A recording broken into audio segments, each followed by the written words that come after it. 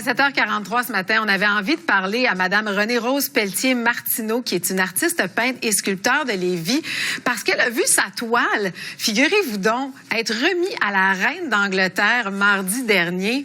Et on voulait donc savoir comment ça s'était passé. Bonjour, Mme Pelletier-Martineau. Oui, bonjour. Alors, comment c'est arrivé cette histoire-là?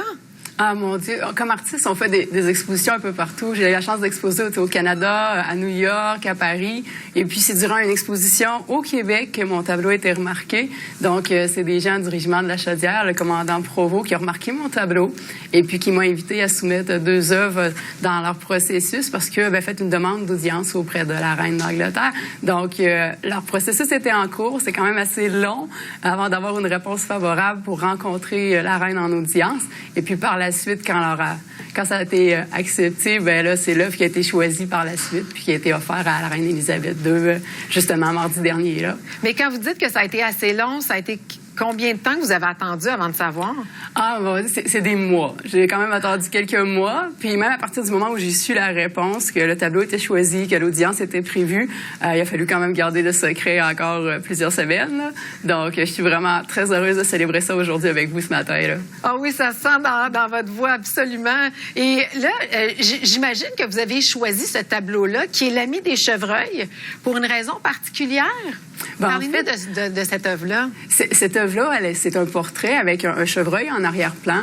Et ce qu'on connaît un peu aussi de la reine Élisabeth, c'est qu'elle a une affection particulière pour la nature et en particulier pour la faune qui sont sur ces terres. Donc, tout ce qui est l'aspect, je dirais, animalier, la touche beaucoup. Et elle avait énormément d'attachement aussi pour certains de ses chevreuils. Donc, c'est chouette de pouvoir toucher une personne comme la reine Élisabeth d'une manière aussi proche, parce qu'en quelque part, le tableau cohabite avec les gens, elle l'a entre les mains, il est rendu à Buckingham, donc j'espère que le tableau va lui apporter un baume de bonheur et de quiétude dans sa vie et aux autres gens avec qui elle aura le bonheur de le partager. Là.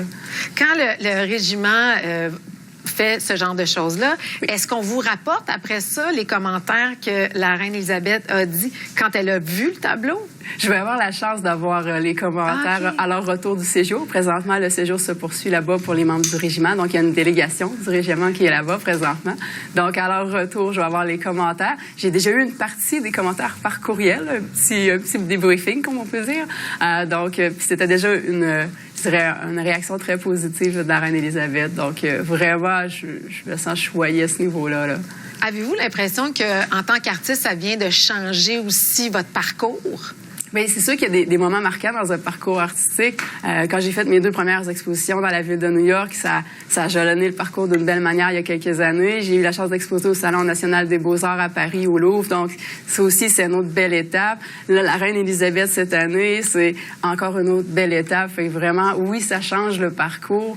Et ça change d'une manière extrêmement positive. Et ça nous permet justement de se parler ce matin puis de partager le bonheur que j'ai de créer, mais aussi de créer, offrir un moment de bonheur aussi aux gens à ce moment-là, d'oser rêver grand.